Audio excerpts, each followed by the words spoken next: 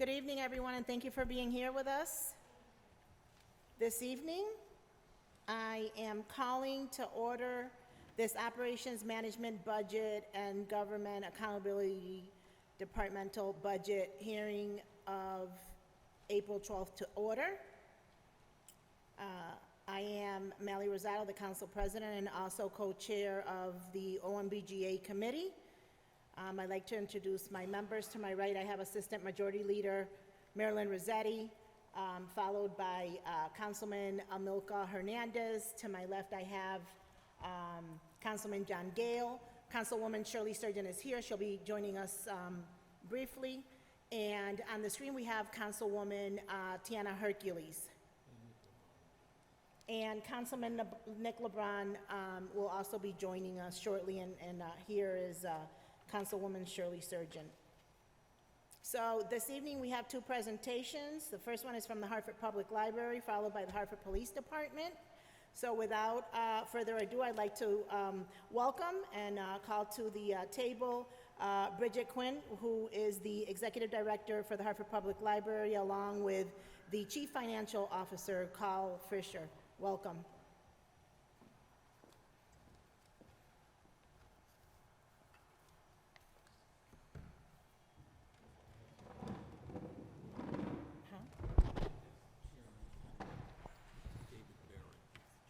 And I believe we also have the Chairman of the Board, David Barrett. Is that correct?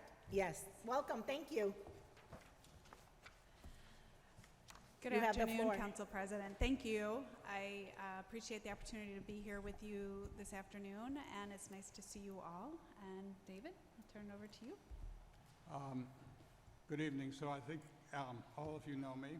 I'm David Barrett. I'm honored to be the chair of the library's Board of Directors. And first, we'd like to thank you, the council, for giving us this opportunity to discuss the library with you. We have a lot of exciting news and present our budget for fiscal year 2024. We also thank you for your incredible, generous support of the library, both financially and in so many other ways. The partnership between the city and the library is strong, and you play a key role in that partnership, so thank you. Now, Bridget will present the nuts and bolts of the budget, but I'd like to say a few words overall about the library. As you all are aware, Hartford Public Library is far more than a traditional library that lends out books, DVDs, and other materials. We are a service organization that is a vital civic anchor for the city of Hartford. We provide free resources that inspire reading, guide learning, and encourage individual exploration, including circulating collections and offering programs in 7 locations across the city. Programs supporting Hartford Public Schools and students, support for job seekers, immigration services, concerts, exhibitions, lectures, and an archive of special collections spanning the city's 400-year history through the Hartford History Center. Immigrants use our services to learn English or start on their path to citizenship. Job seekers use our services to enhance their skills on their path to employment. Teenagers use our new media lab to train in the latest virtual technology. Children attend our reading programs that promote a love for learning. We have a new music streaming service you may know about called The Beat that features local artists. And just this month, Leadership Greater Hartford announced that Hartford Public Library will receive its Polaris Award for Community Leadership for 2023, which is quite an honor. We operate through a strategic plan that guides us over the next 3 to 5 years. In her presentation, Bridget will present the details of that plan, but I just want to make one point. Part of the development of that plan was listening to the community. It was no surprise to learn we are a trusted institution at a time when so much mistrust exists. We are valued and appreciated, and we intend to continue to listen and respond to the community's needs. And this is where your support is so vital. The funding the city provides is critically essential to that continued service to the Hartford community. Now, before I turn the microphone over to Bridget, let me say a few words about our current circumstances since the flooding that occurred on Christmas Eve. While the main downtown location remains closed, our branches have stepped up in a big way. They all are offering expanded hours and expanded services. For example, U-Media team now is housed at the Albany branch. I attended a Kwanzaa program at Albany in December, and at a packed house, I saw many of our downtown regulars in attendance. They had made the transition already from downtown to Albany. The Park Street branch is open Sundays. And then just this morning, in breaking news, we reopened the Robkins branch in Clay Arsenal. And while I was there, I saw a microcosm of our customers, from toddlers to seniors. It was a beautiful event and a beautiful snapshot of all that we do. In addition, our partners have been fantastic in opening their doors to our programs. Let me give you two examples: the Sunday Jazz Series at Center Church and the American Place programming at West Middle School. We are confident that next year we will have a grand reopening of Main Street that incorporates a celebration of our 250th anniversary. We look forward to seeing you all there. So that's just a brief glimpse of our direction. I'd be happy to answer any questions now or at the end of Bridget's presentation. Again, let me thank you for your support, encourage you to approve the library budget as submitted by Mayor Bronin. Now, over to Bridget. And as I said, any questions now or at the end are fine. Thank you. Thank you, David. Thank you. It's so nice to see you all this evening. Before I start, I want to give a shout out to a few of my colleagues that are here behind me: Homa Nafasi, Letty Cotto, and Gilda Roncari from the senior team over at the library who are here in support. And I just want to give them a shout out for the fabulous work that they do. So thank you for being here. As David mentioned, we did just complete a strategic planning process. There are copies that were handed out to you, and we've also replicated that in the presentation. I won't go into too much detail here. It's meant as a high-level overview, but just to give you a sense of what we're looking at as far as the mission is to be that vital civic anchor here in the city of Hartford, and continue to inspire reading, guide learning, and encourage individual exploration. So as we go a little deeper into the plan, I've got my trusty assistant here. He just knows when to go forward. So the first goal is to really look at our services and to think about where we need to support and expand, where we need to build, where there may be particular constituencies or underserved populations, how to identify them, and then make sure that we're providing the level of service that is needed. To strengthen our ability to provide social services support, and to that end, we've actually just hired on a social worker who will be working with our staff and the public as that bridge between, providing information services and referrals to actually being able to help people make sure that they're connecting with the right agencies and entities for the services that are needed. People that come into the library looking for help usually don't just have one problem or one issue or one thing that they're dealing with. There's layers, and when we think about how to best support our community, having the services of somebody like a social worker to make sure that our residents are finding the resources that they need regardless of where they are is a huge part of what we need to do to be that community anchor.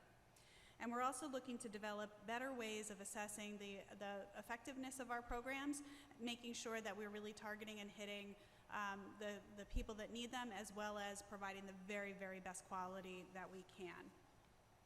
The second goal is a continued focus on community and really elevating that as a major initiative to think about building better community engagement, not just looking to solicit feedback from the community when we're doing a long-range strategic plan, but on a regular basis saying, how are we doing? Are you satisfied? Is this what you need? Is it not? Where else can we be helpful, and how else can we do that? And getting that regular and systematic feedback so that we can continually adjust to the needs of the community. To enhance and expand our communications, it's always something I hear when I'm out in the community. It's like, oh, I had no idea you guys were doing that at the library. Or, hey, I hear this library is doing that. Are you guys doing it? So there's obviously a huge disconnect. So we want to make sure we're being much more effective in how we're delivering our message, and if it's landing with the people that need to hear it and want to hear it. And then to prioritize enabling our entire staff to be engage in the community and avail themselves of the opportunities that are here in the city, this wonderful city. The next one is outreach. We learned during the pandemic that meeting people where they are is really, really important. And we are looking to replace our aging and well-loved and well-used library on wheels with a larger van, a larger mobile unit that can go out in the community with even more services. We're also in the process of implementing book lockers, and I want to thank Councilman LeBrun for helping to move that forward. That is going to enable people to, even when the library is closed, to get access to materials that we can make available to them outside. It's going to be, we'll show you a picture in a little bit, it's going to be a really cool thing. And to increase access to all of our resources that are available electronically, to make sure we've got the virtual access as robust as possible. And goal 4, which is by no means meaning that it's the last one, it is actually probably the most important one, is continued investment in our staff. Really making sure that our employees have the opportunity to learn, to be skill trained, to find professional development that's meaningful to them, and that they have career and growth opportunities at the library. We have a fabulous staff, and we want to continue to encourage them and invest in them because they really are the ones that are delivering the services to our community. So as David mentioned, one of the silver linings, and you know, it's taken a while to actually feel like there are silver linings in what happened next door, but there definitely are silver linings. And one of them is the fact that the branch libraries are seeing usage that they haven't seen, you know, since I've been here, which is really fabulous. And it's giving people an opportunity to really see what is happening in the community. So we developed this little kind of hand card that we've started sending out saying, hey, come visit us in your neighborhood. These are all the locations. And Hopkins, as David mentioned, just reopened recently. We've had a soft opening for about a month, and now today is like the official ribbon cutting opening. But we're also back at West Middle School, and we're in a lot of different places in the community, but this has really given us a chance to elevate our branch services. We've expanded days of service and hours, and that is one of the things we're hoping to continue as we move into next budget year. If the allocation is as it is in the budget, we will be able to maintain expanded hours in the branch locations. Some of the highlights for the couple of the libraries, Park and Albany are our largest libraries, and they are now open on Saturdays, and Park is open on Sundays. At the Park Street, we have this fabulous entrepreneurial workshop for women that has been funded by the Hartford Foundation, and it's a wonderful resource for women to come together as they build their businesses and you know, get support from each other, but also have real help with questions that they might have about their small businesses. So it's been an incredible program on many, many levels. So that's one highlight for Park. And then Albany, what's been really great there is we've always had a lot of teens that come, young people that come to Albany after school, but now that we're able to have much more staff and resources down there, we can do so much more with virtual reality, augmented reality. Bracelet making and jewelry making is a huge craft down there that the students love. So they've done field trips to like Kineticon, the comic book thing, so it's just been a really nice thing to see the additional use at the branch locations. Here's a picture of the new Hopkins Library. If you haven't been there in a while, please stop by. It is now open. We replaced the carpet, it's new paint, new furniture, new window shades, and the big highlight there is that we now have an annex of the Hartford History Center.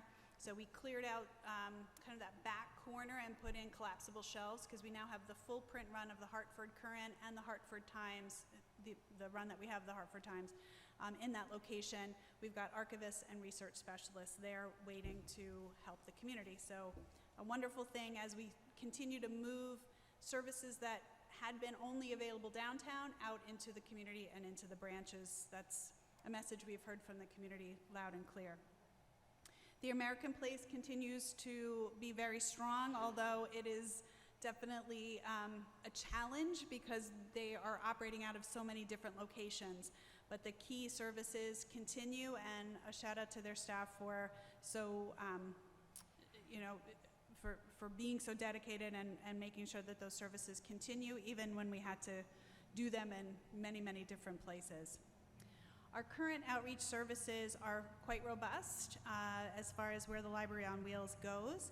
We have been doing many early learning center visits, and we've also reestablished the Leap Into Learning program, which is a home-based daycare support center that's funded by a private donor that we are hoping to expand. And the Library on Wheels continues to also fund support community collections, which are collections in different parts of the community that are just there for people to take, as well as support little free libraries. If they have them on their route, if they're looking a little low, we'll go and throw some stuff in there just so we make sure that there are books for the community in many, many different locations. Next door is still in a tough spot. It is, we are almost done with demo of the impacted areas, which really literally means that we are down to the framing and studs and beams in a lot of the areas. That main stairwell, the structure is still there, but everything is off of them. It is quite stark when you look at it. It's upsetting to see really the extent of the damage there. However, now that we've kind of turned the corner on the demolition of the impacted areas, we have turned our attention to the planning of the renovation. So we have architects engaged, and we're working with the staff, and we will do community engagement with this as well, to replan what those areas are going to look like. So it's a blank slate on the first floor to think about, okay, what should this look like? How do we want it to look and feel? We have this fabulous library. We're going to redesign it to be even more welcoming to the community than it had been in the past. For a timeline, I wish I had one to give you. We are hoping to be able to phase some services back in there by the fall, particularly for Yukon and perhaps some other areas that could be publicly accessible. But that main area, it's in all likelihood at least a year out before we will be opening those spaces again. We are in all of these different locations for temporary programming, and thank you so much to our community partners. As I'm sure you all know and see it every day, this is an incredibly generous community. Literally like the day after, like that Monday after the Christmas holiday, I was getting calls from people to say, how can we help? If you need places, if you need spaces, please let us know. And the community really, it was an outpouring of support with so many organizations offering to partner with us. These are, where we've got active programs happening. So thank you to the community for all they've done. We've got two other really exciting projects in the works. The first is the Albany branch project. As you know, hopefully, the city and its I think Vision has asked the library and given the library an opportunity to expand the Albany Branch Library, which was really needed. And what we will be doing is using the former Northwest Jones School. So that is going to be remediated and stabilized, and then we will be using that as again, a space for expanded library services and programs. There'll be a connector built between the two libraries, between that part and the current library, and the current library will also see some renovation.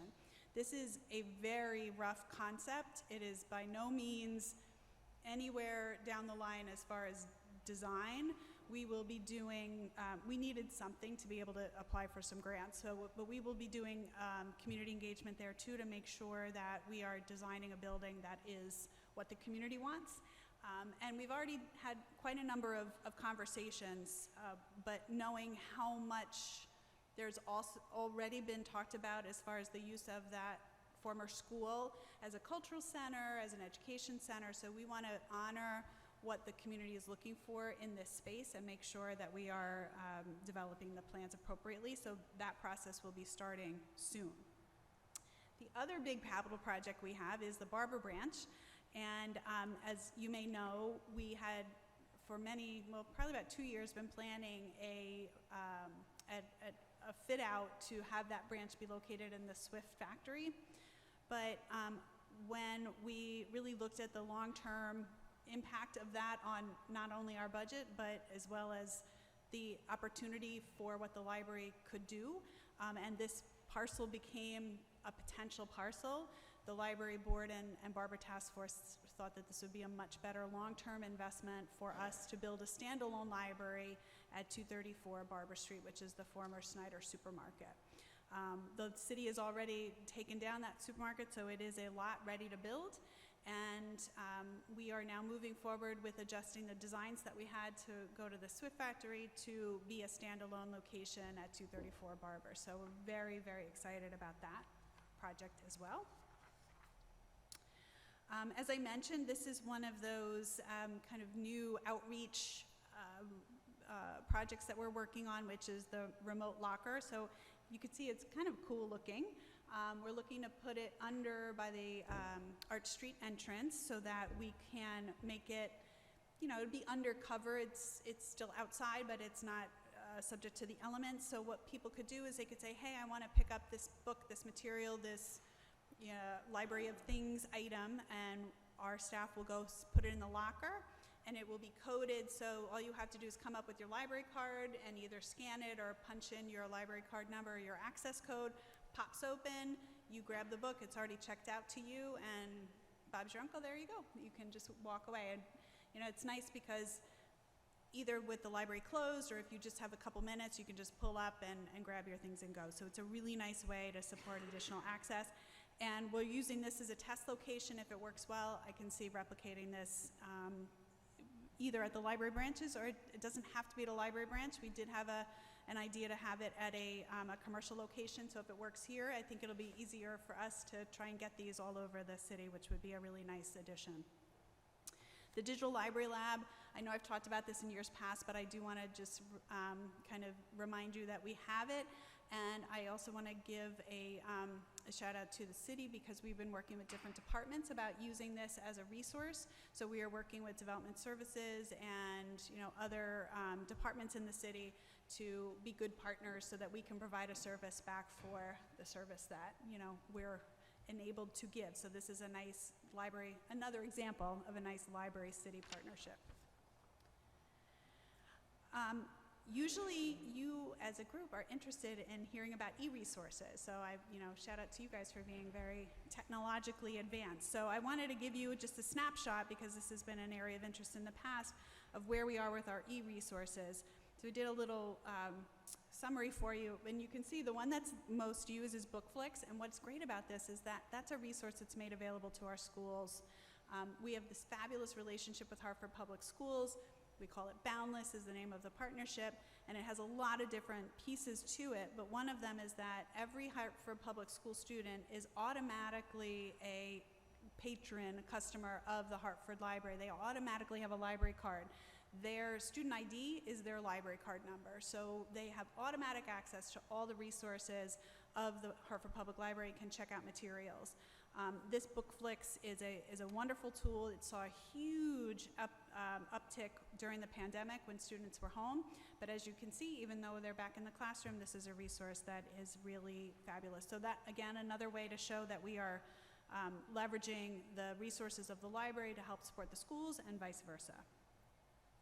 Other e-resources, this slide represents things like e-books, e-audio, other recorded things that you can get in a downloadable way. We have two different platforms, Access 360 and Overdrive.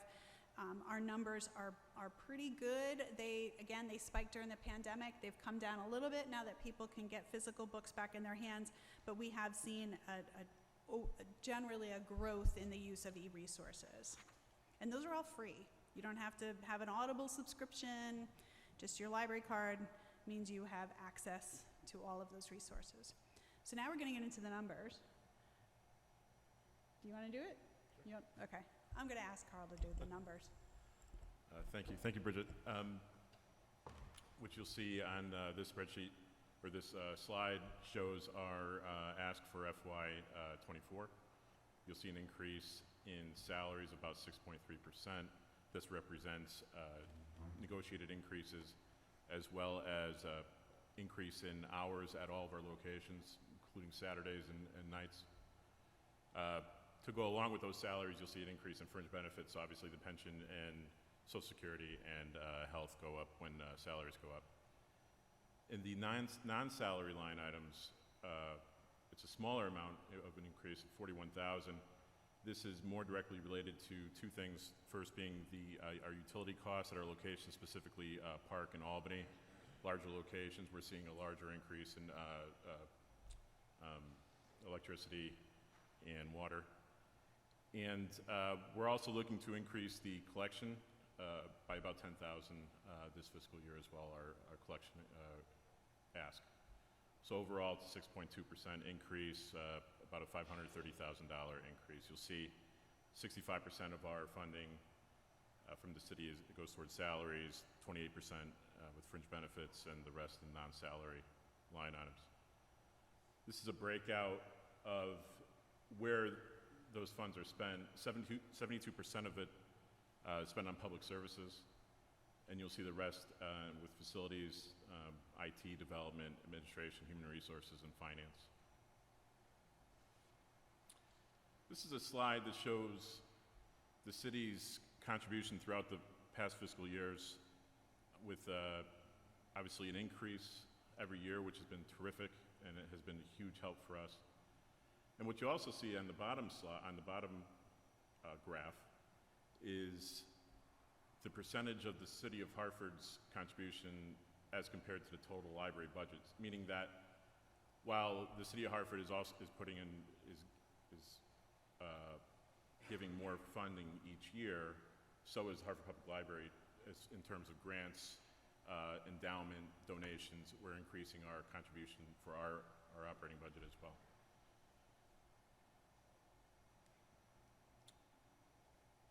You want to take this one? Yeah. This is the kind of humble brag, right? We like to look at our peers in other cities in the state to see how we're doing, to make sure, you know, we're aligned, but also just to kind of, I don't know, brag. Yeah. It is what it is. Those are all fabulous libraries, and I think the world of our colleagues in other cities in the state, but I thought it would be interesting to show you, because sometimes, you know, if you only see what's happening here in Hartford, you don't know how it compares to other libraries. But as programming and even as visits, and our visits are still down, you know, full disclosure, our visits are still down from pre-pandemic. Part of that is because we didn't open up all of our sites. Now it is certainly because downtown is closed. But even so, for fiscal year 22, we absolutely set the high bar for the number of programs that are offered, both live and virtual, as well as the number of visits and program attendance across the entire, you know, range of libraries in the state, or urban libraries, larger urban libraries in the state. HPL demographics, this is often a question too we have as part of the council meeting, the presentation, asking about the makeup of our employee base. So right now we have 144 employees. That does obviously fluctuate based on, some of them are grant funded, some of them are, you know, we do have attrition and new hiring. Average age is 42. Definitely more female than male. That's kind of typical in libraries, although we're seeing an uptick in that male percentage. And then ethnicity, we are our community's library, and I think reflect that we are a diverse city and really strive to hire from the community and people that represent, you know, the people that we serve. So we want people from the community to feel like this is not only a place for them to go, but also a place for them to work. Our Hartford residency, we have almost 30%, 27.8% are Hartford residents, and the other are non-Hartford residents. And what I like to show too is that, you know, all of this is completely transparent. We are very open as far as anybody that can look at our books. We are on the city's checkbook Hartford, so any expenditures are on there. We also post everything publicly on our website, our 990s, the financial reports. We have the board information, the CEO reports. So, you know, anything that a resident would want to know about our financial situation is available, and if there's any questions, between Carl and Mary and everybody else on our team, we do our very best to make sure people feel good about the stewardship that we are, leading for, and that is what the board does, you know, to make sure we're good stewards of the investment that you and the taxpayers of Hartford make in us. The last slide, or second to last slide, is just a listing of the awards and grants we've received, and I put that on there because, again, this is a very special library system, and it has been for decades. And I know you were all library supporters, and I appreciate that so much, but I also just want to remind you that this really is a very special library. It is perhaps, you know, it is a leading library in the country. We're small, but we're mighty, and we hold our own against, you know, big, huge library systems as far as the services we provide, as well as the acknowledgement and the awards that we receive. So we're definitely punching above our weight. And part of our ability to do that is the support that you, as the council, give to us and enable us to do on behalf of the residents of the city. So thank you very much for the opportunity, and again, thank you for the support that you've showed to the Hartford Public Library. Thank you for your presentation. So I have a couple of questions. The Park Street Library. Yep. Bear with me.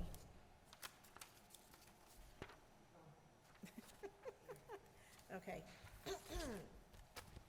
So if I look at this and I see here where it says that on Park Street, with the support of the endowment fund for the Hartford Public Giving Grant, you have Mujeres Emprendedoras project that started in July that offer a variety of programs focused on entrepreneurship and handmade goods, and they're all in Spanish. How many programs do you have? I see a sewing class on here.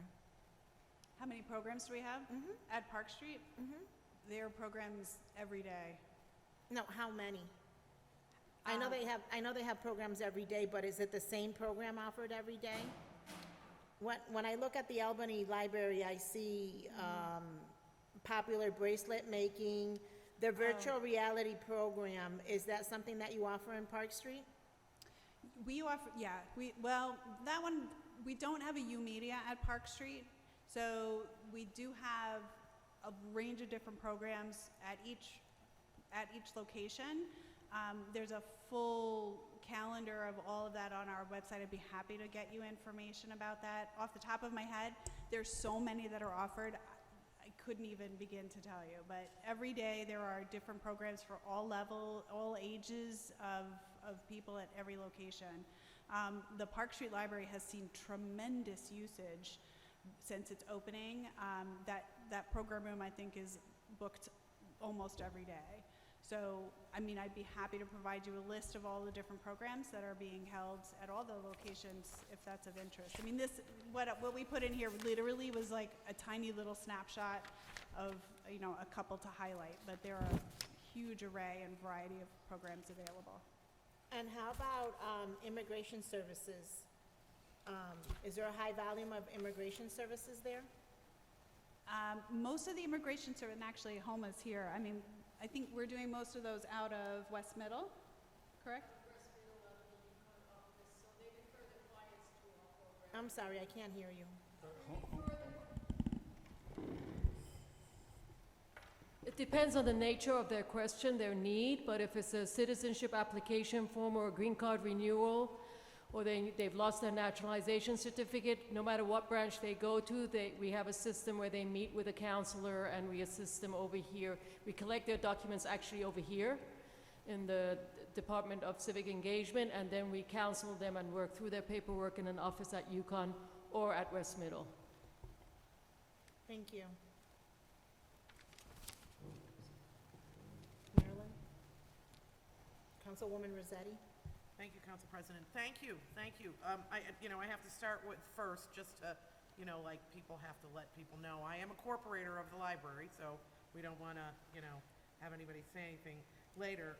And it's okay to brag. That's the other thing.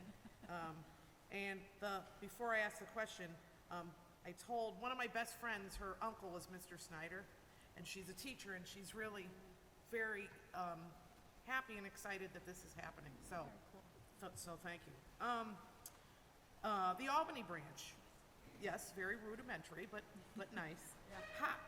First of all, I know you work on a community engagement. How are you going to do it at that particular branch, and how and if will you have a relationship with the Artist Collective? Oh, Excellent. So, so glad you mentioned the Artist Collective. So, what we envision is a campus there for arts, education, culture, everything that we can leverage from the organizations that are in that area. So would welcome an opportunity to work more closely with the Artist Collective, and to that extent too, they are one of those organizations that has really come through for us during the downtown event. Our final jazz series program, Baby Grand Jazz, will be held at the Artist Collective on April 30th. So we're really happy to see that starting in a more real way where we can come together as collaborative partners.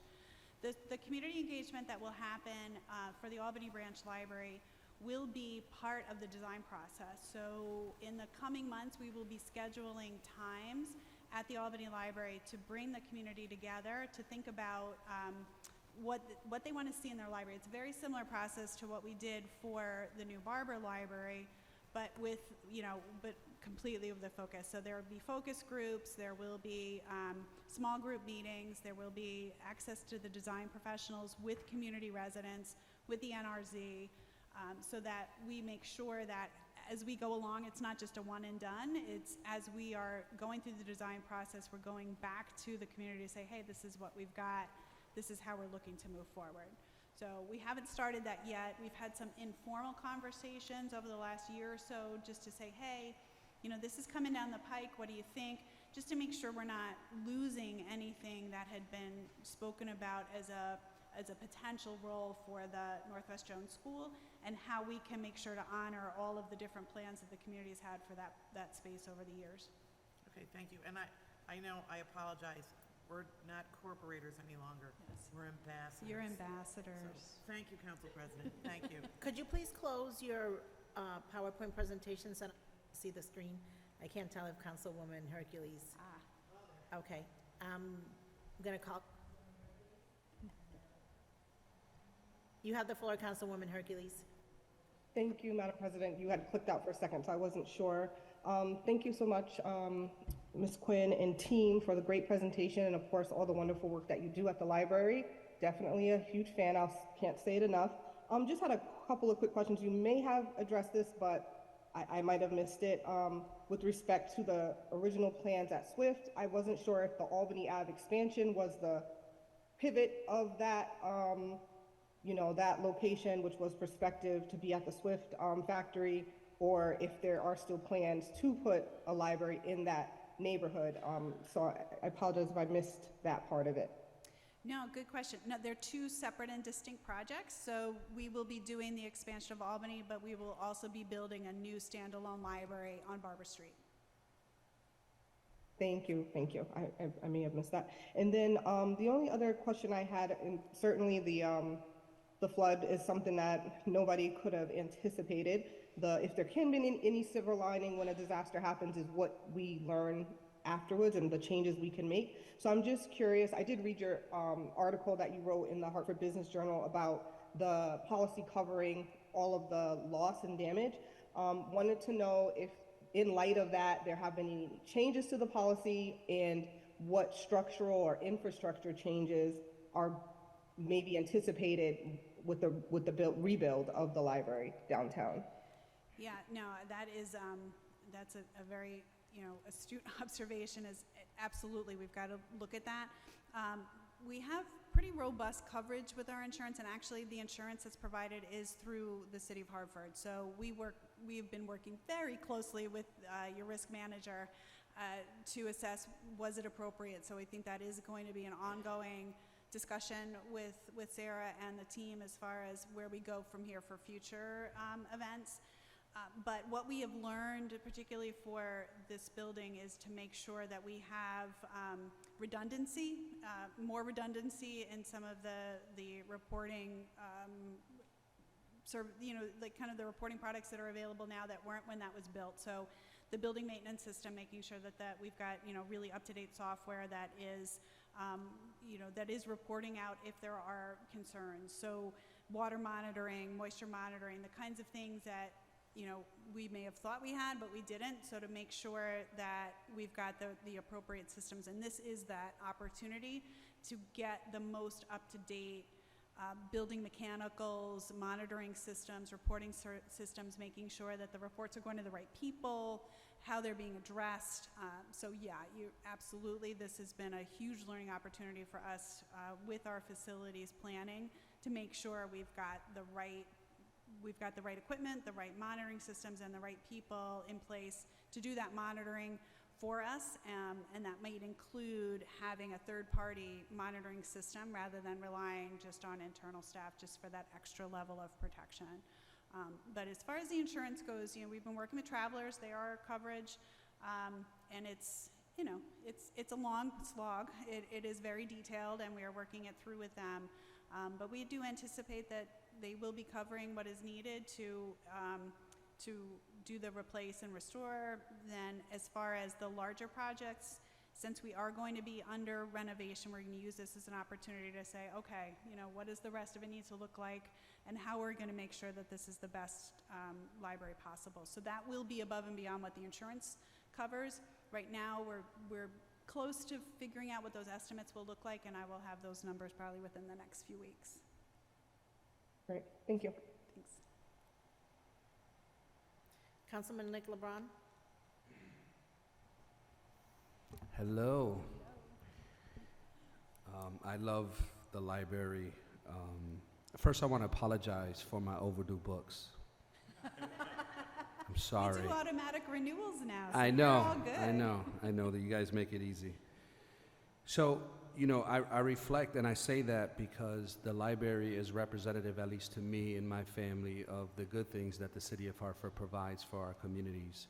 There's nothing better, and I think I shared this with you, Ms. Quinn, Director Quinn, in that there's nothing better than leaving with a library book, right? A brand new library book, and bringing that home.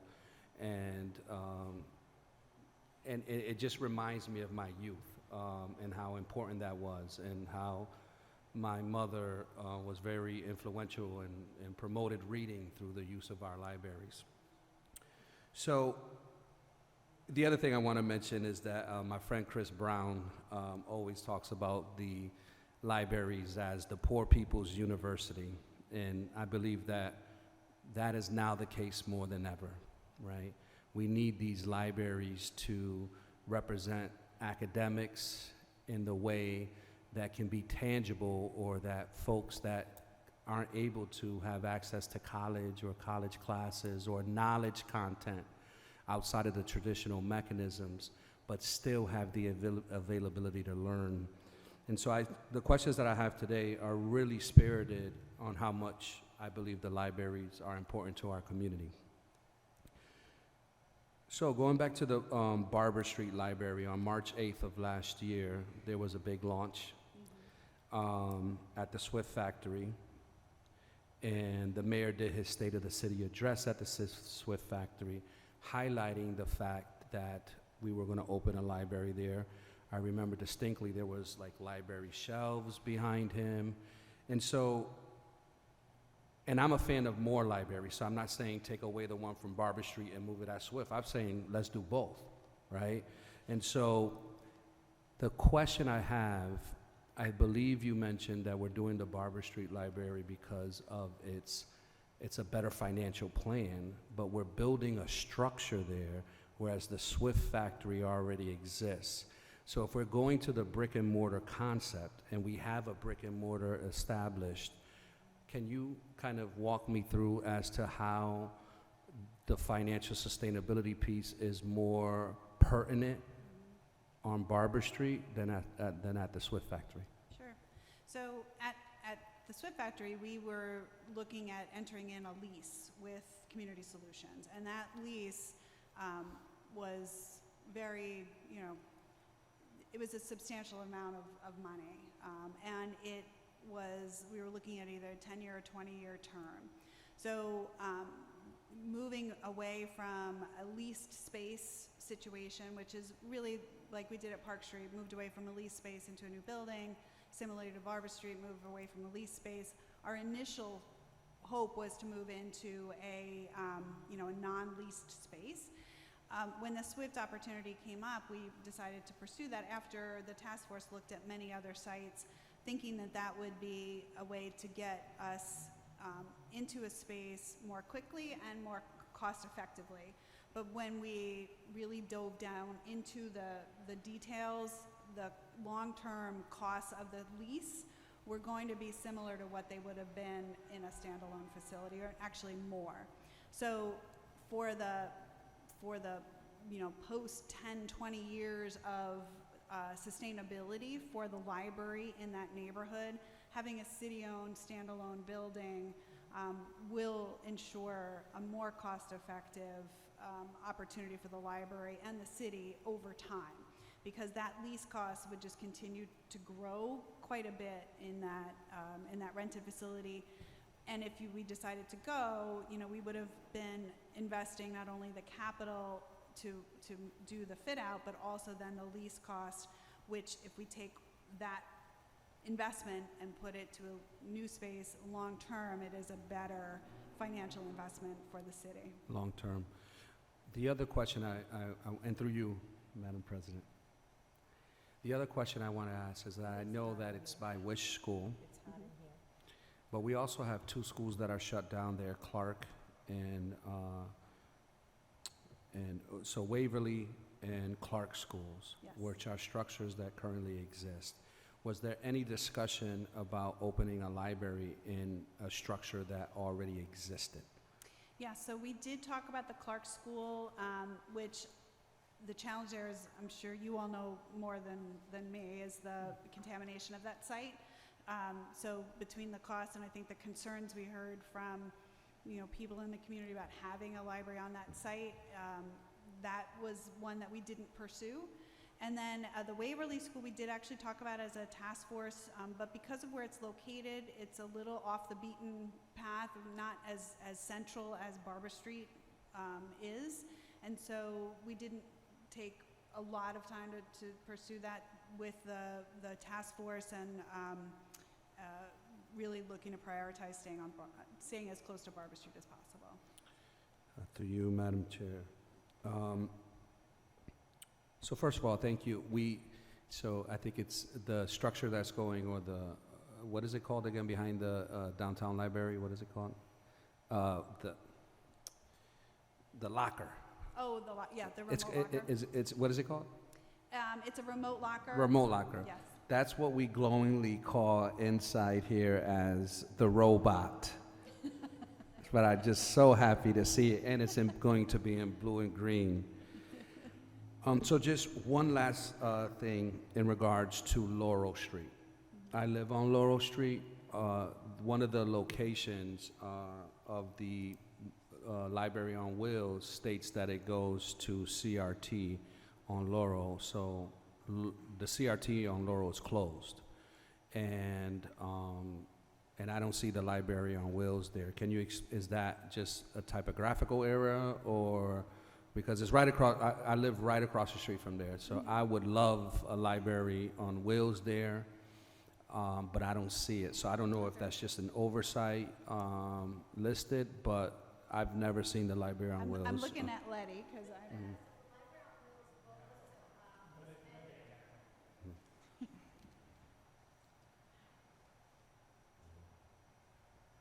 The Library on Wheels goes to as many CRT daycares.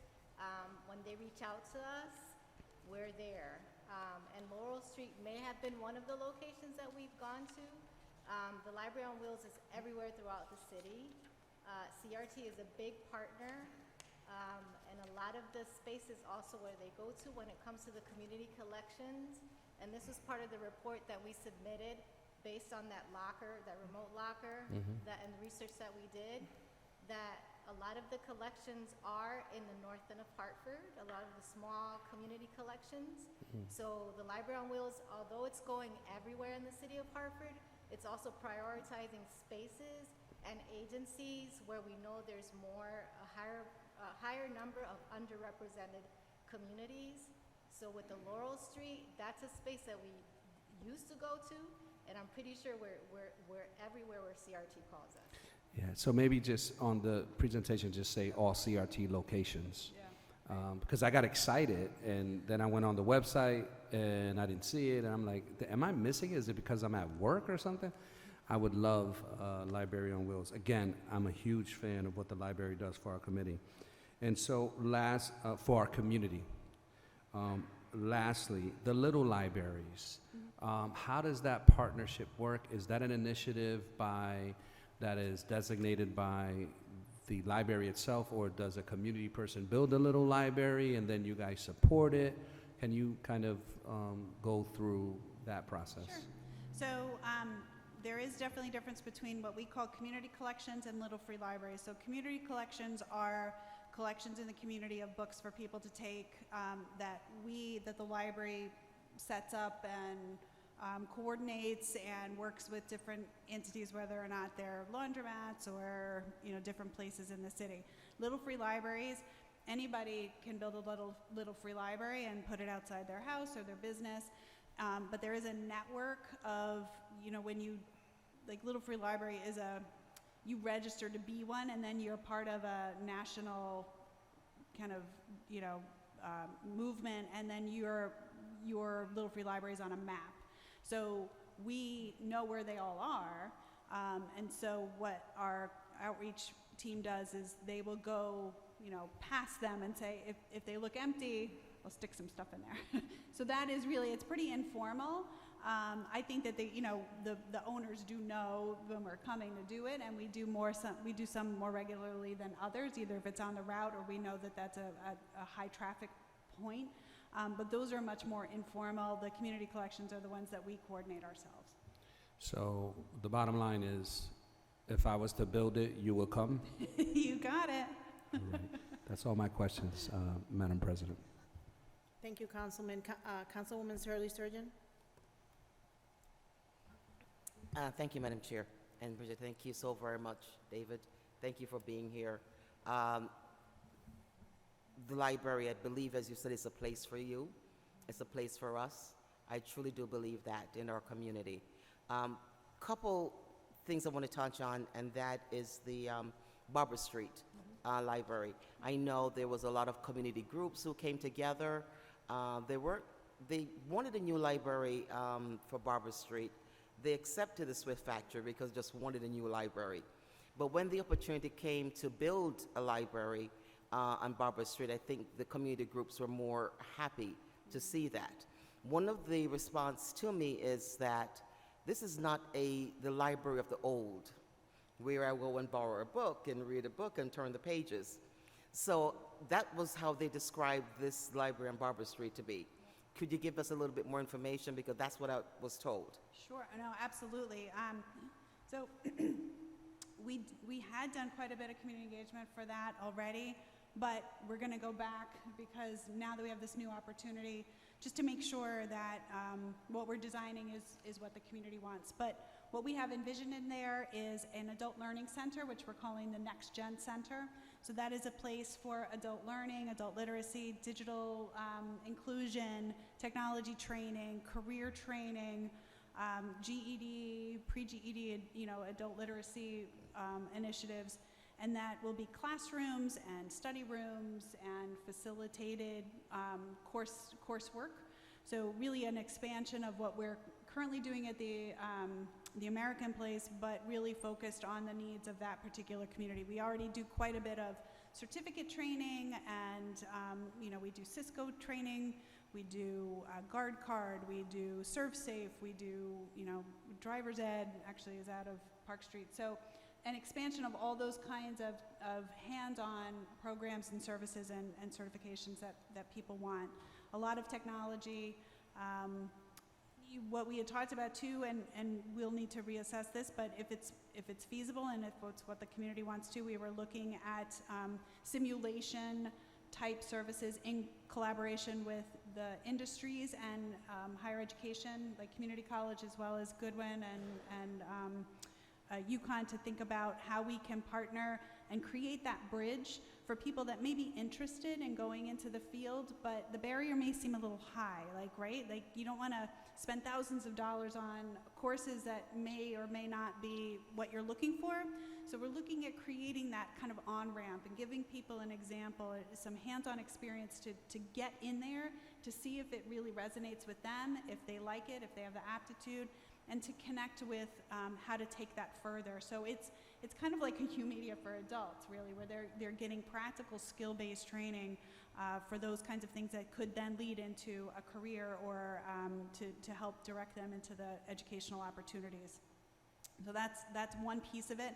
The rest is a library, but a library in Hartford is different than a library in some other places. It is a really robust community engagement place for culture, for education, for literacy. So expanded youth programs, teen programs.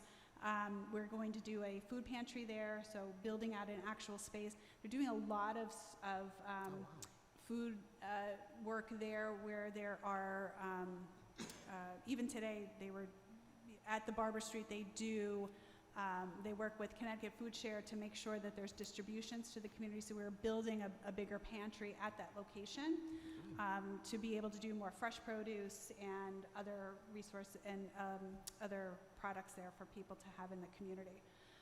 So those are just a few examples of the kind of special things that we will have there that we've heard that either our current branch staff has said, listen, this is a huge need and we're doing it in this way, but we need to do it in this way so that we can expand that.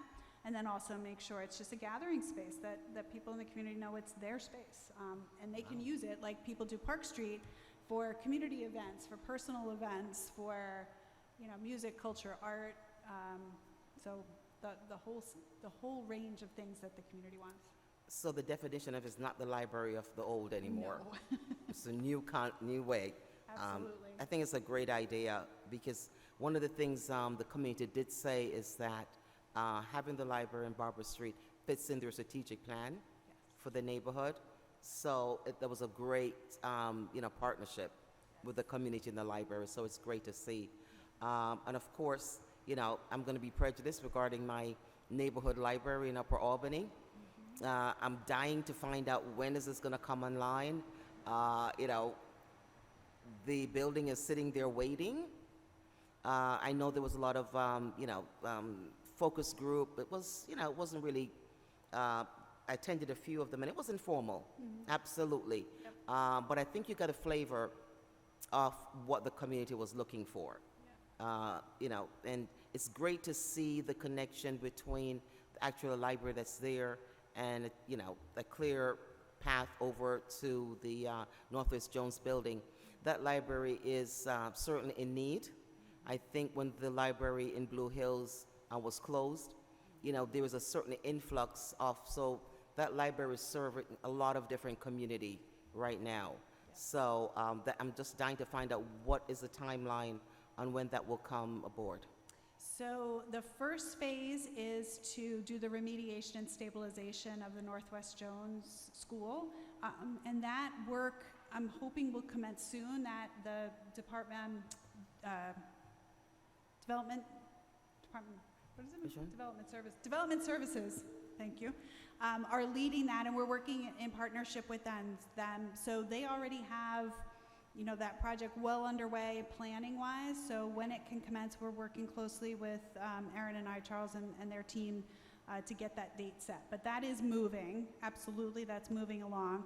So once that's set, simultaneously while that work is happening, we're going to be doing the design work, so that once the design work is done, we're hopeful that the remediation stabilization is done, we can go out to bid and start the work on the actual project. Great. And I just want to, put a plug in for the Johnny Rogers Cultural Center. Yes. I think that's something the community, 20, 30 years ago was going to use that building for a sort of a cultural center, museum, tying it in with the Artist Collective and the library.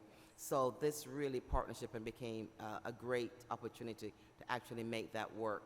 And so looking at Barber Street also, we're talking about 2 years out, 3 years out? Hopefully not 3. It's hard to tell right now, but we are, we've got a meeting scheduled next week to start that redesign. We were waiting to make sure that that parcel was really going to be ours to use, and we have that now. So the design team is coming back together to restart that process next week. I'm hesitant to put dates on the table just because I don't want to disappoint you. But as soon as we have a schedule, I should know more in the next couple of weeks what that schedule might look like, and I will definitely share it with all of you. Okay, great. One of the things, looking at the budget, I think it listed as about 144 employees. How many of that is grant funded? About 25 of those employees are grant funded. About 25 employees? About 25, yeah. So predominantly, the remaining is It obviously fluctuates each year depending on the grant, but usually ranges from, anywhere from 20 to 40, really. But this year, right now, as of today, about 25. Okay. And I'm really happy to see that the mayor has included a little bit additional funds in your budget this year. It looks like maybe, a couple $100,000. So, I know after the flood and getting employees out to the different, branch libraries, I will tell you that we hope we could keep them there. I'm going to be very honest with you. The staffing that are at the branch library, they're doing such a fabulous job. It's totally unbelievable, and I think the community is going to be not too happy. I'm going to be happy to get the building downtown back again, but to get that staff, if we could keep those staff in the branch libraries, I think all the branch libraries are really enjoying the additional staff and the additional programs that the staff has been doing. So thank you so very much for that. A bad situation happened, but some good came out of it. I don't really think the community knew how much staff there was at the library because they're so used to seeing, the few was in the library, and now there was like so many people, and they were like, can we keep them? And that's what I was asked when we did Library Week a couple weeks ago. They were asking, are they going to stay? So I just want to thank you for your service. David, I want to thank you for your service being on the library board. I know how it's a lot of work. So thank you so very much for doing this on behalf of the residents of the city.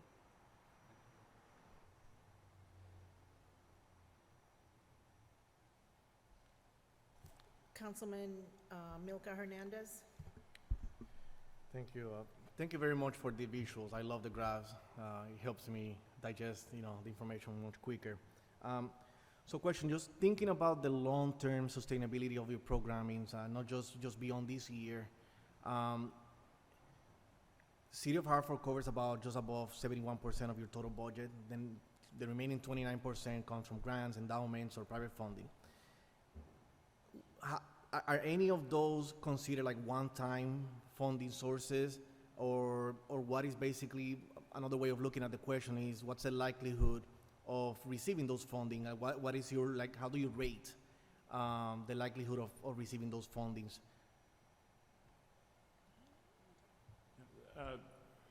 As far as that 29%, really, I guess you would consider the grants to be more of a one-time funding.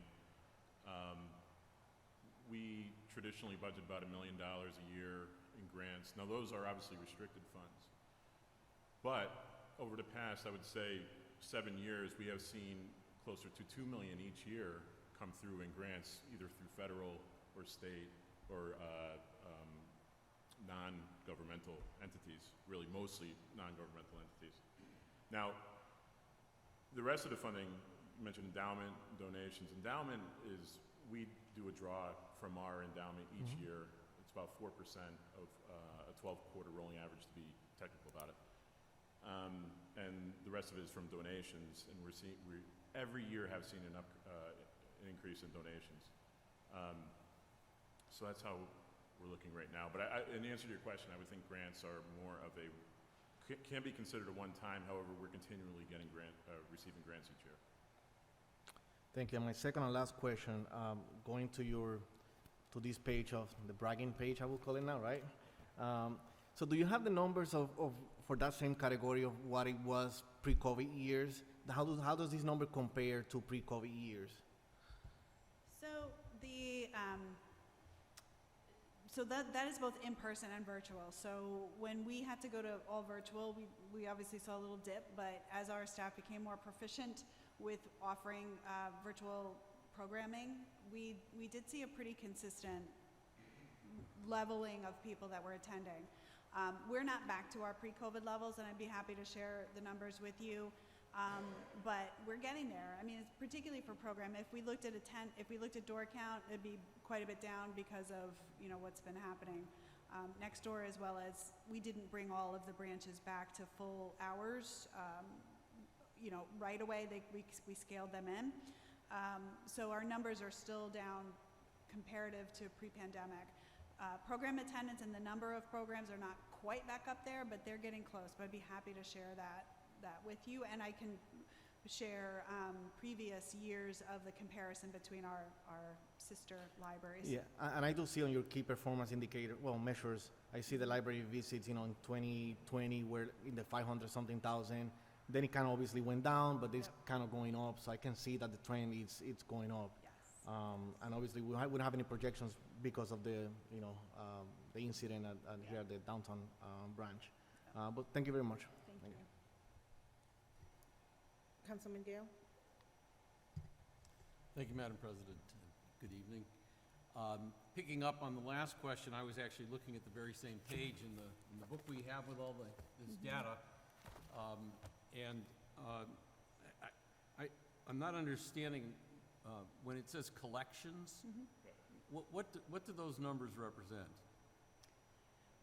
Is it the number of physical collection, or is it circulation? I'm sorry. That we're looking at? So this graph, this chart rather, it's entitled collections, and then it's number of adult print material, number of young adult print material, number of juvenile print material, and like the adult print material indicates 114,000 in fiscal year 20 and 68,000 in this current year. Yep. So that represents actual physical items of collections. So that is like one book. So they're not all books, but that is that representation. So when we were closed for COVID, we used that as an opportunity to do a mass kind of cleanup of our collections and weeded out a number of things. And now we are rebuilding our collections so that they're more current and more usable, and so that's why that differential was in those collection numbers. We also moved a pretty significant collection size-wise of musical scores that were at the library but were not being used, so now they're housed at a different library. We actually have an agreement with the Queens Library because they have a huge musical score collection, so they have a much better way of protecting and making available musical scores. So those numbers reflect actual physical items, but those are two examples of why that number is so different over the last couple of years. Thank you. You mentioned your scanning capability in your digital lab, and I would just note that the Hartford Public High School yearbook collection, which dates back to the mid-1800s, has engaged the library and actually paid money to have you scan those yearbooks. And that's part of the rich history that the city has and that some of its schools have. So I don't know long-term that this would necessarily be appropriate for the Northwest School building, but I would throw out there that, and I'm sure you're aware of it, but Hartford Public High School, for instance, has a small museum in the high school. That museum probably should be housed somewhere else, somewhere where it's potentially accessible to people. It's not terribly accessible in the school. And I note, we have the Hartford History Collection. I've heard Councilwoman Surgeon talk about the Cultural Center. So there's a number of elements that potentially could come together to become a sort of a Hartford History Museum, if you will. Something to think about as a potential use for the building or some other facility later on. So that's all I have, Madam Chair, thank you. Thank you. They could skip scanning my yearbook picture. They could skip that page. No, it's there, Councilman. It's there already? It's there. Okay, I got it. I'll take money, though. Well, now it lives on the Connecticut Digital Library, you know, the CTDOL, so sorry, it's out there. Hi. So I'm looking at your presentation here on page 20 where you have your FY24 budget, which 65% of your budget is salaries, 28 is fringe, 7% is OTPS. What does that stand for? Other than personnel services. Okay. And when I look at your demographics, you have 144 employees. How many employees are you budgeted for? How many vacant jobs do you have open?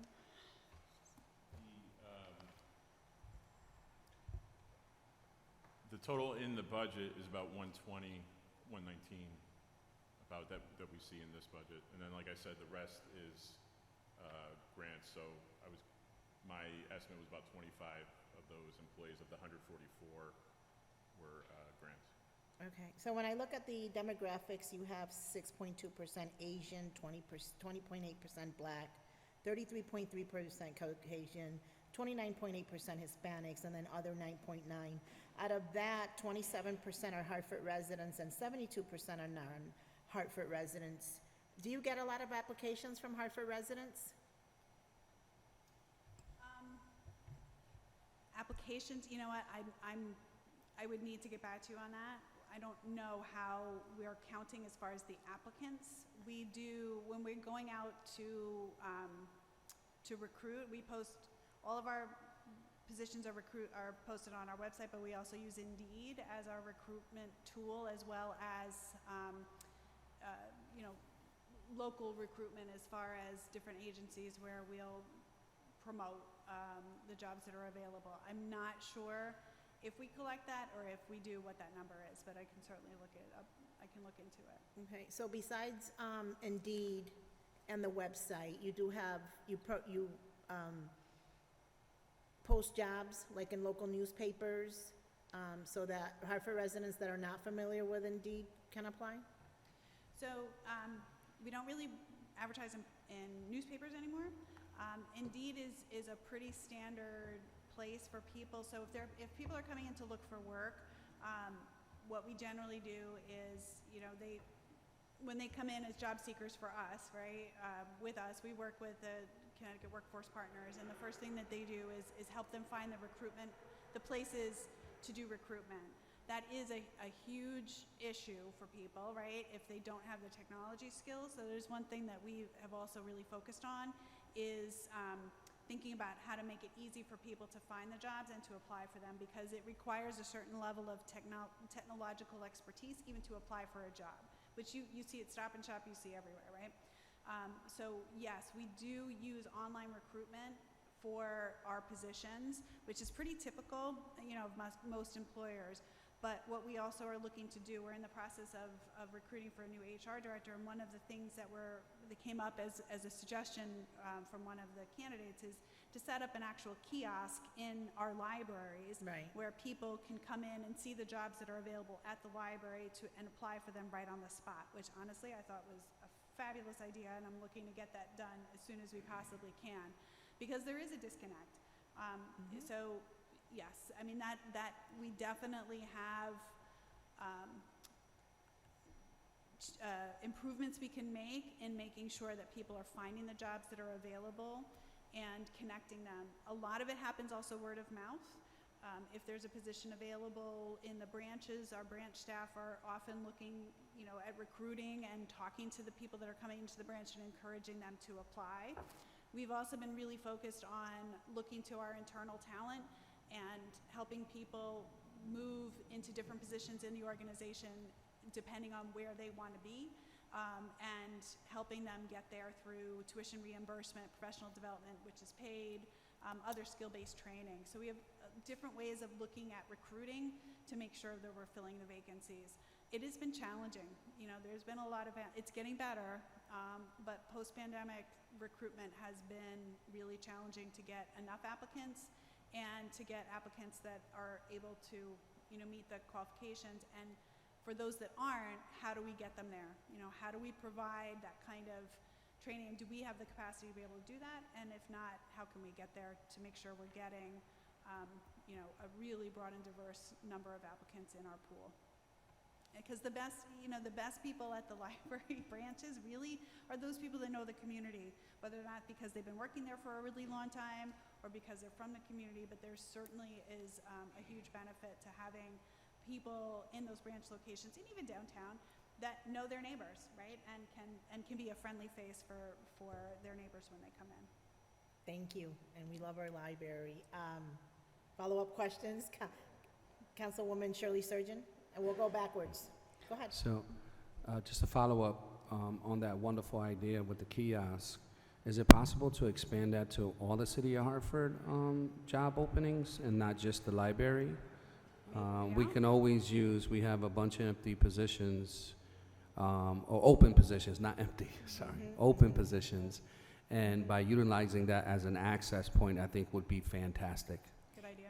And I'm also seeing, you know, that a lot of companies are coming up with QR codes that they can scan, and it goes right to the job openings and the application if they want to apply, right? We want to be user-friendly.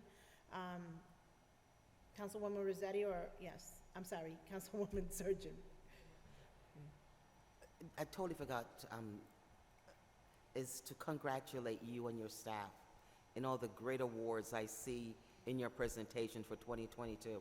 I can honestly see why on your graph, Hartford, you know, outdo the other cities and towns. So I just want to congratulate your staff here with you and the amazing job they have done. And thank you. I do love more than anything the American Place. It is a fabulous application for a lot of the immigrants that comes in from other country that lives in Hartford. So I just want to thank you guys for that. It's well known, believe it or not. It's really well known in the community. So I just want to say thank you to the staff and congratulations on all the awards you've received. Councilman Hernandez, did you have another question before we end this? One quick question, just in the spirit of supporting your efforts, out of the 119 positions that are paid by the City of Hartford, how many are vacant right now? I don't know the exact, I'll have to send you the exact number. I could guess, but it's 15 to 20 right now. We'll send you the exact number. Sounds good, thank you. Yeah, and can you send that to all city council, please? Okay, that concludes your presentation, Bridget and staff. Thank you so much. Thank you very much. And now we will take a 5-minute break, and then we will have HPD come up and present. Thank you.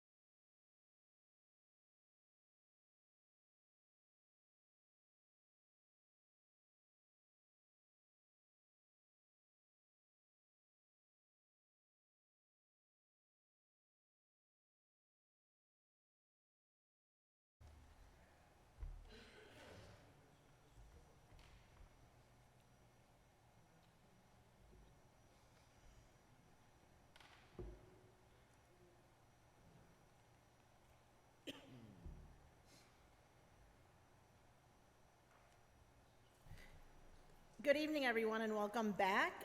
This is our second presentation today at our OMBGA departmental budget hearing. And now we have our great team of the Hartford Police Department.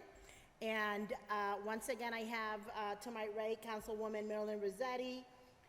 Chief, our new council member, Amilca Hernandez. And to my left, I have Councilman John Gale. Councilwoman Shirley Surgeon stepped out for a minute. And we also have Councilman LeBron in the room. And Chief, Councilwoman Tana Hercules on the screen. And Chief, I'm going to hand over the floor so that you can introduce your team and then start your presentation. Sounds good. Thank you very much. Good to see everybody. To my far left is Assistant Chief Kenny Howell, Assistant Chief of Police, overseeing both the administration, professional standards, and the operations side of the police department. To my immediate left, Pam Mendez. She oversees our budget from the police department side of it, our fiscal division. And to my right is Lieutenant Laura Trzynski, my commander of planning and accreditation as well. And I am Jason Thody, Chief of Police. Thanks. Welcome, Chief and staff.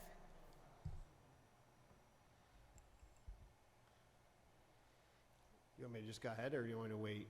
Go right ahead. Go right ahead, okay. All right, so we'll skip to the first slide here. I won't read from all these slides, but this is our mission statement. The mission of the Hartford Police Department is to keep Hartford residents safe by responding to and investigating crimes, by reducing crime, and by forging strong relationships between police officers of all ranks with the communities that we serve. Building a police force that reflects the diversity of Hartford is part of the department's commitment to serve and represent our community. The department strives to fulfill its obligations while maintaining the highest professional and ethical standards. Next slide is probably a little, it's not too bad. As I said, it's probably a little tough to see, but this is our organizational chart. At the top, myself and Assistant Chief Howell. As you look down, the top two subsections are the Investigative Services Bureau and the Community Services Bureau. The next one down is Patrol Services. So those three encompass the operations side of the department. So in the Detective Division or Investigative Services, you have crime scene, special investigations, major crimes, C4 or Intelligence Division, and Vice Intelligence and Narcotics. Those are our investigative bureaus. Community Services Bureau are divided into North and South. That's where our community service officers are. Our Animal Control, Canine Unit, Special Teams, Traffic Division, Special Events, and our Street Crimes Units. And then Patrol Services is Patrol Operations, which are the men and women that are out there answering calls for service, our Detention Division, and our Teleserve Division. On the bottom two sections is Administration and Professional Standards. Under Administration, we have our Fleet, our Fiscal Division, Court Support Services, our Technology Division, our Property Room, Records, Crime Analysis, Collect NCIC compliance, our Critical Infrastructure, and our IT. Professional Standards is our Police Academy, Planning and Accreditation, Civil Litigation and FOI, Internal Affairs, Career Development, Recruitment, Backgrounds, Personnel, PAL Cadets and Explorers, and our OSHA Compliance. Getting into some of our highlights, our current staffing is 379 sworn officers. That is 93 below our target number, which is 472. This is a net increase of 6 officers since this time last year. Our resignations and retirements have slowed. So just as an example, last fiscal year, we lost 48 officers. This fiscal year so far, with only a couple months remaining, we've only lost 16. So we're down from 48 that left the year before to only 16 so far this year. Recruitment and hiring is still challenging given the vacancies that we have. It's hard to get folks in. You'll see that as we go over on the next slide, our academy classes and what the numbers have been in those classes. So retention and recruitment continues to be a challenge. Our necessity to have people work overtime to cover unfilled positions presents challenges for us.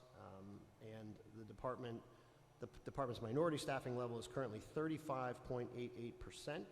This is an increase of 3% since last year at this time, when I gave this presentation, and 15% of our sworn officers are female. So combined, when you combine,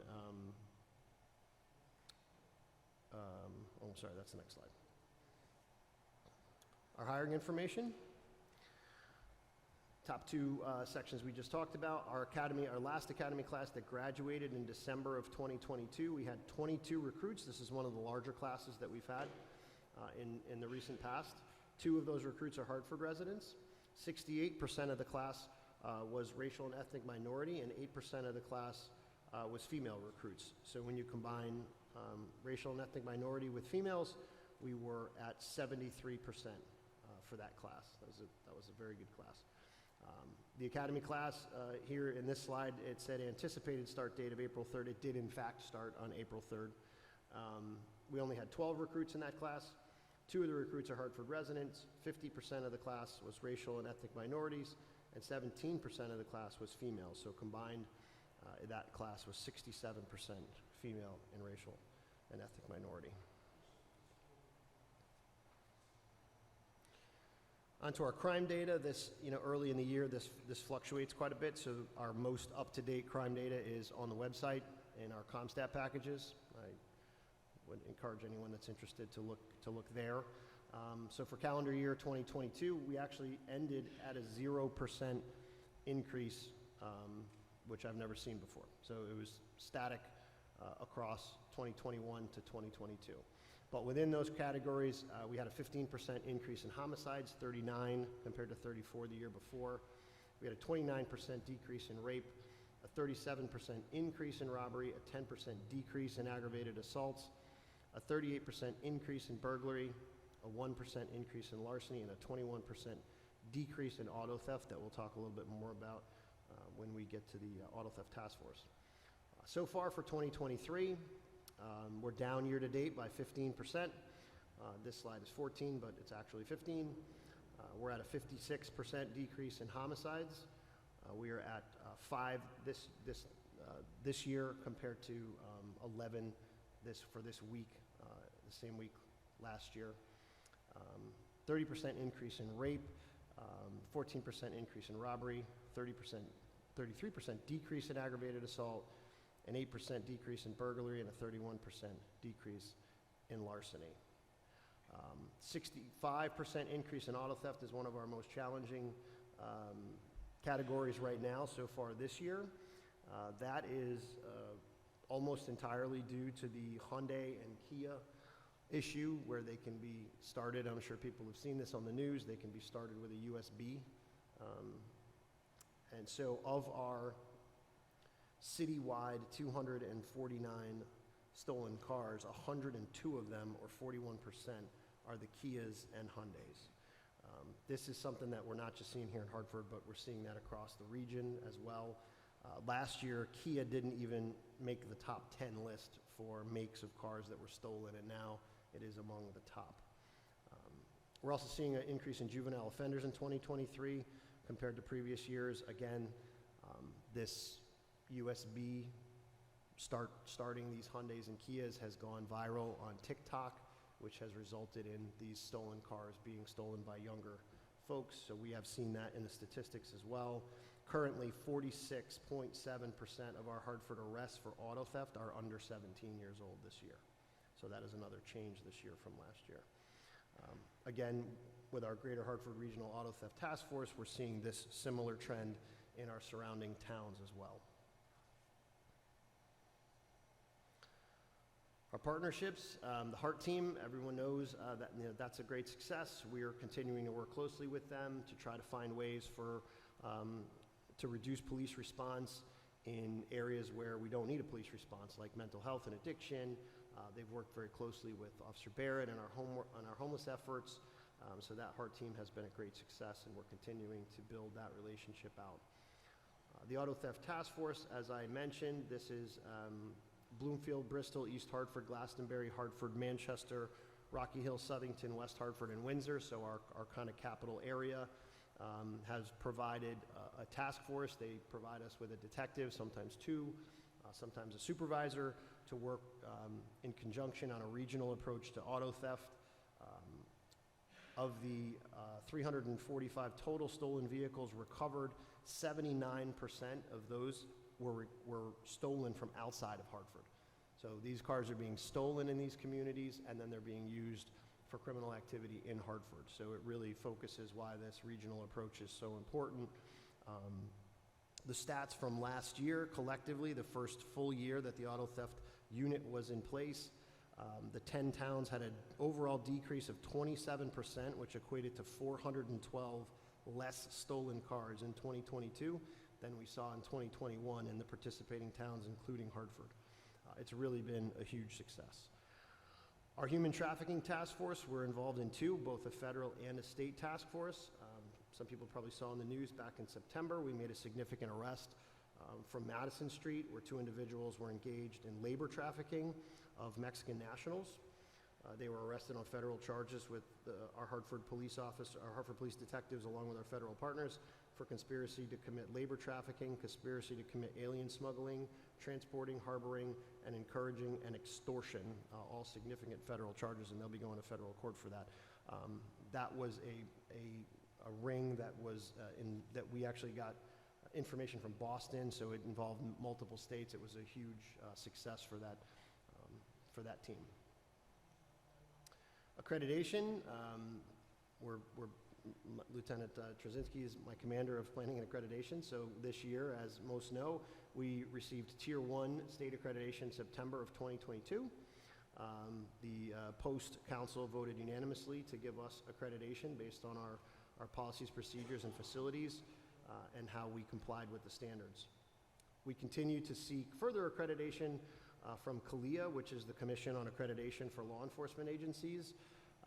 Interesting, our initial plan was to do Tier 1, Tier 2, and Tier 3 state accreditation, but because there are so many Connecticut departments seeking state accreditation, we couldn't really get Tier 2 and Tier 3 scheduled. So Lieutenant Trzynski took the initiative to pursue federal accreditation, so national accreditation. So we're going to get Tier 1 state accreditation. We just met with the staff from CALEA yesterday, and we're going to start we're going to start our assessment in late July. So we're hoping to be accredited nationally by the end of this calendar year. So in the first part of the fiscal year, and then we'll kind of back into it, and we will go for Tier 2 and Tier 3 state accreditation after we achieve national accreditation. We continue to update our policies to reflect these accreditation standards. This is our patrol plan. Our daily policing plan deploys a minimum of 21 patrol cars during the day, 25 patrol cars in the evening, and 21 patrol cars overnight to respond for calls for service. These numbers do increase based on the busier summer months, but these are our staffing minimums. These cars are distributed evenly between north and south. This always comes up as a question during budget time, because when you look at the actual funding of the North and South Community Services Bureau, it's usually not even.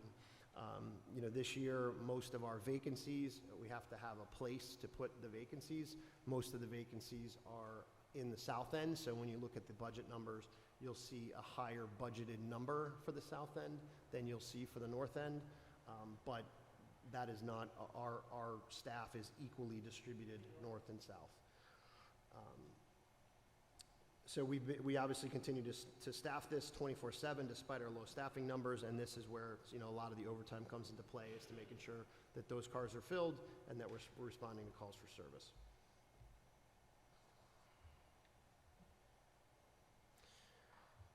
So some of the changes that have come out of the accountability bill and some of the legislation, we contracted with Trinity Health to administer mental health and wellness checks for our officers. This was a requirement out of Public Act 20-01. We also continue our regular drug testing for our sworn officers. Another initiative is the summer initiative and violent crime reduction initiative. I always present this. It's a more elaborate presentation that I usually do at the public safety meeting, which I will be doing that at the next public safety meeting. But A lot of this, we've taken a lot of the stuff that's worked in the last couple years, fine-tuned some of the things that we thought could use some increased attention, but it still really focuses on our hot spots and our hot people, deploying our targeted patrols, maintaining our street crimes unit, maintaining strong federal partnerships and task forces with the FBI, the DEA, the ATF, the U.S. Marshals, parole, probation, Department of Corrections, our state and our federal courts, community engagement opportunities that we have to reduce crime. We'll talk a little bit about some grants.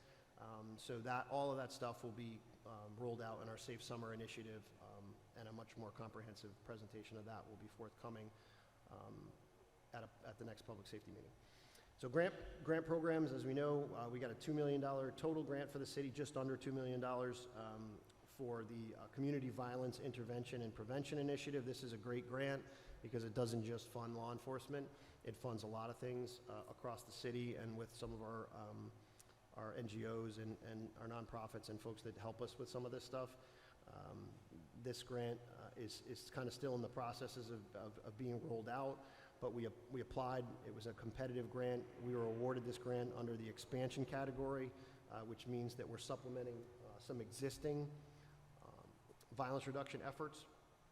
Basically, this grant is broken down into target violence intervention at the highest need groups, engaging in community, public awareness, and addressing community conditions that make it easier for violence to occur without detection, and integrating public safety and multi-system partnerships to implement programs that are strategic, data-driven, and performance-focused. So more to come on that.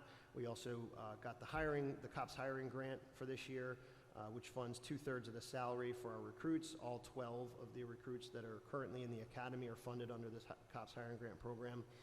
And that, although this slide says it starts next week, that class started on April 3rd and is underway. Our strategic initiatives, continuing to reduce Part 1 crime with a focus on our shootings, both non-fatal and fatal shootings. As you kind of heard, we're off to a much better start this year, and I think that's a result of some of the numbers that I'll share with you. In 2022, we took 367 illegal firearms off the streets. 58 of those were ghost guns. That was the highest number of guns we've taken off the streets since we've started recording how many guns we take off the streets. This year, we have 109 total, and 16 of which are ghost guns. Interesting, 59% of those firearms that were seized were mobile, either from a person or from a vehicle, and 49% of them were taken from a convicted felon.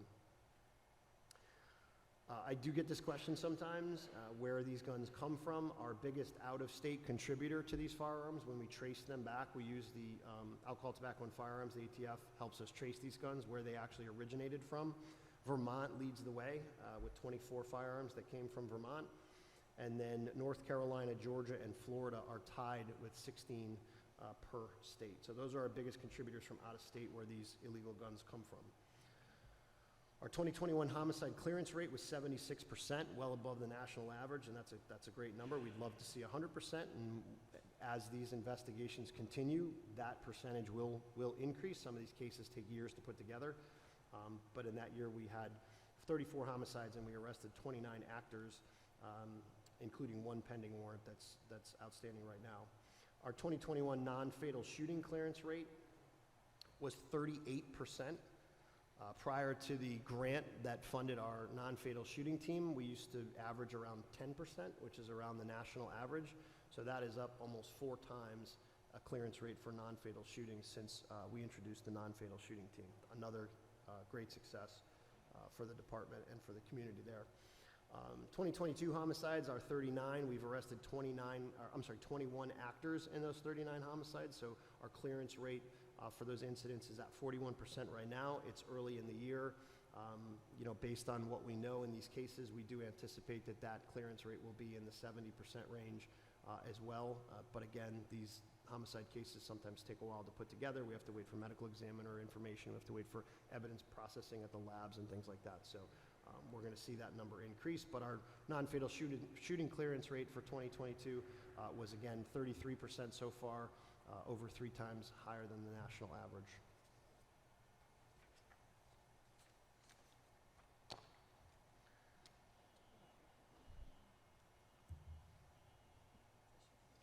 I'm sorry, did I skip that? I did. Thank you. Recruitment and hiring, obviously that's a strategic initiative. That's one of our focuses. Continuing to aggressively recruit, hire, and train our qualified candidates with a focus on achieving our mission to build a police force that reflects the diversity in the community. We've already gone over these stats, 35.88% racial and ethnic minorities in the department, up 3% since last year. We also last year signed on to the 30 by 30 initiative, which is a commitment to a goal of representing 30% female in the department by 2030. We are currently at 15%, which is above the national average, but that signing on to that initiative is a commitment for our goal to increase those numbers even more. Am I good now? Communications and relationships under strategic initiatives. We're going to continue to build and leverage our relationships with the city and public safety communities to reduce crime. We will be finally hosting our first Citizens Police Academy. This was an initiative that I talked about back when I first became chief, and then COVID hit, and we had no real safe way of doing a Citizens Police Academy, so that will start on September 13th. We'll be releasing more information on that as we get closer to that date. Enhanced citizen satisfaction.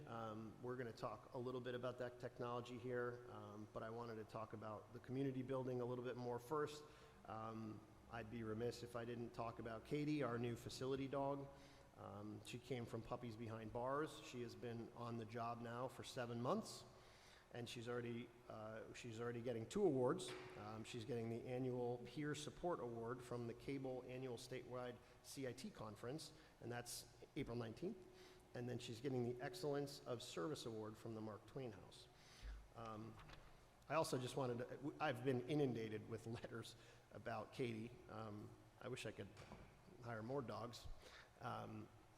And I thought that it would be interesting to just read this one, and this is from Belizzi School. Hello, the visit with Katie at Dwight Belizzi School was an amazing experience. The request to Officer Gaudino was initially made to see if Katie could support 2 siblings at school who were coping with grief at the time. The siblings were very excited about the experience, and Katie was able to bring happiness to them during the difficult time they were going through.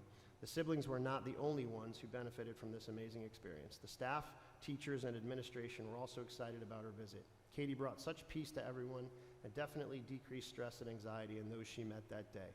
It would be amazing to have more visits with Officer Gaudino and Katie, as it would help support the children who are struggling with mental health and behavior issues. Katie was not only a support to the students at Dwight Belizzi, but the staff, who was also burnt out. Hope to see you again soon.